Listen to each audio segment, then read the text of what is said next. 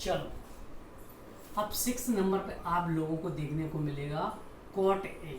आप लोगों ने देखा कि जो 10 था 10 को उल्टा कर दिया है आप लोगों ने। कैसे? एजम्पशन के रूप में। उस समय जो गणितज्ञ थे उन लोगों ने सोचा कि साइन को हम उल्टा करेंगे तो एक नया त्रिकोणमितीय अनुपात बना कर देंगे, तो वैसे ही कर दिया। इसी प्रकार से 10 को भी उल्टा कर दिया।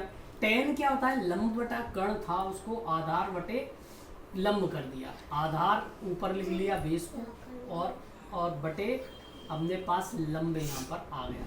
तो 10 को उल्टा कर दिया है आप लोगों को। देखो अब इसमें जो ट्रिग्नोमेट्री जो ट्रायंगल है, इसमें बेस आप लोगों को क्या दिख रहा है? बेस वाली जो भुजा है Q और R है, तो आप लोगों ने यहाँ पर Q और R यहाँ पर लिख लिया है। और लंब क्या है? P और Q, P और Q। तो आप लोगों को ये अच्छे से समझ आ चुका है।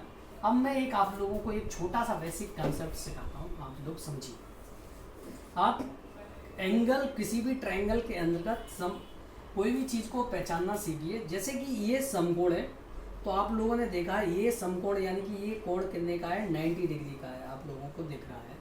और ये अपने पास ABC ट्रायंगल दे रखा है, मैं मान लिया मैंने ABC ट्रायंगल है।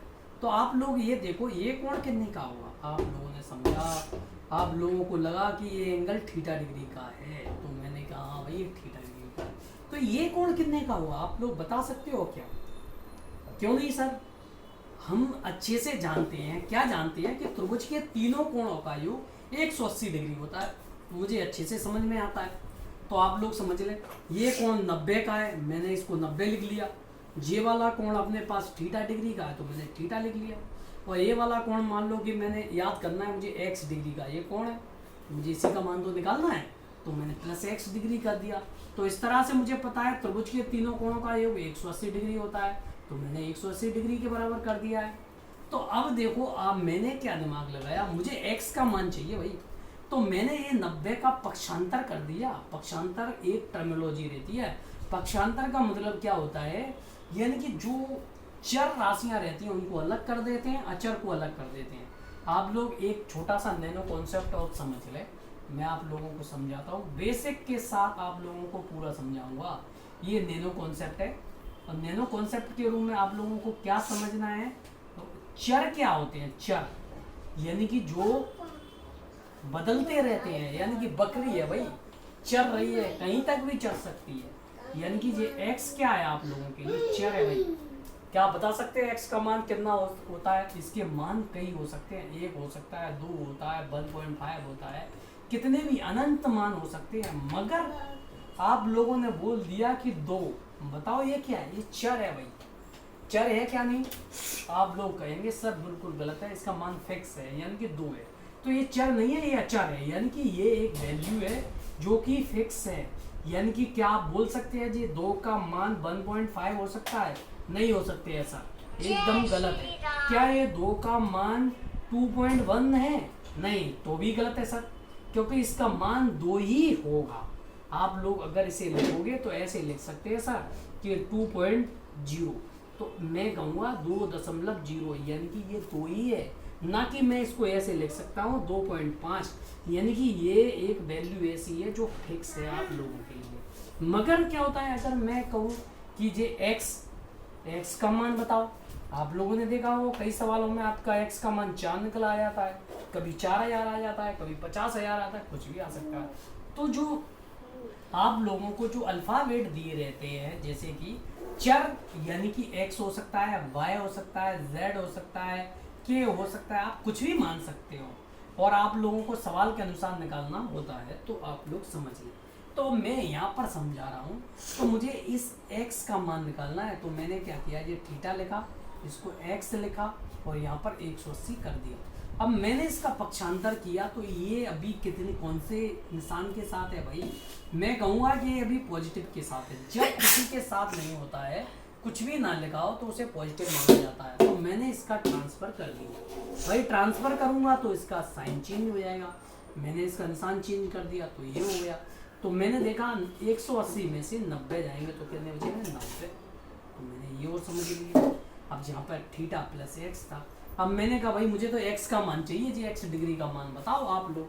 तो मैंने क्या किया, जो थीटा था मैंने कहा भाई तू भी एक काम कर, उसके साथ चला जा।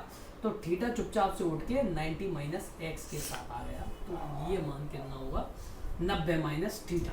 अब यहाँ से मेन कॉन्सेप्ट शुरू हो रहा है।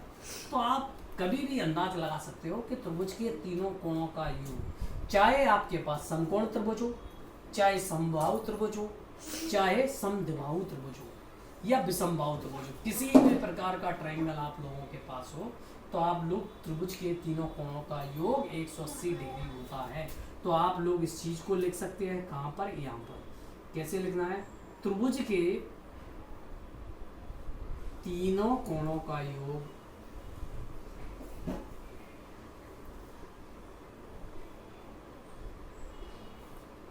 योग 180 डिग्री होता है। कितना, 180 डिग्री। आप लोगों ने देखो ये एंगल एक करके दिया है, दूसरा एंगल ये, तीसरा एंगल ये, तो आप लोग समझ चुके हैं।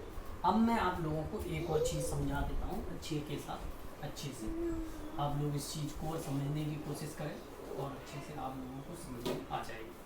आप लोग इस चीज़ को समझाएं जो मैं समझ रहा हूँ। अगर मैं कहूँ कि भाई x डिग्री है, तो इस कोण के सामने की भुजा अपने पास क्या होगी। अगर मैं कहूँ कि भाई साइन ए का मान बताओ, तो आप लोग कैसे चेक करोगे कि साइन ए का मान कितना है। तो मैं कहूँगा कि साइन ए यानी कि साइन एक्स डिग्री का मान चाहिए मुझे। तो साइन एक्स कितना होगा ट्रिग्नोमेट्रिक में, मैं सिंपल सी कहूँगा जो कोण है एक्स डिग्री का, जो कोण है उसके सामने की भुजा क्या हो जाएगी भाई, लंब हो जाएगी। गौर से समझो, अच्छे से समझो, जिस डिग्री का मैं मान निकाल रहा हूँ उसके सामने की भुजा क्या हो जाएगी, लंब। यानी कि इसके ये कहूँगा x के सामने की भुजा, सामने की भुजा बटे, अब ये समझो, अब समकोण के सामने की भुजा यानी कि 90 डिग्री के सामने की भुजा क्या हो जाएगी, यहाँ पर मैं लिखता हूँ 90 डिग्री के सामने की भुजा क्या हो गया।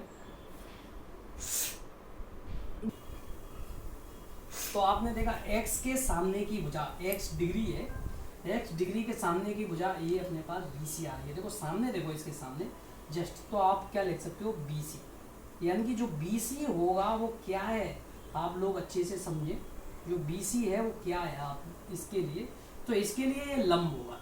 आप लोग अच्छे से समझ लें, मैं कंफ्यूज नहीं कर रहा हूँ, पूरा कॉन्सेप्ट को समझा रहा हूँ, आप लोग एक बार कॉन्सेप्ट को पकड़ लें साथियों। तो BC अपने लिए क्या है, लंब। तो मैंने इसको कोष्टक में लिख दिया।